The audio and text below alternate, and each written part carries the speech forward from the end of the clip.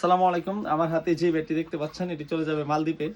তো যিনি নিচ্ছেন ওনার বাড়ি হলো চাঁদপুর। তো 14 তারিখ ফ্লাইট। তো এটা সাথে করে নিয়ে যাবে। রাজীব ভাই অর্ডার করেছে। তো আমি যদি প্রোফাইলটা দেখাই, দেখেন এটা আপনারা দেখলে বুঝতে পারতেছেন এটা শর্ট পিসের জন্য বানানো হয়েছে।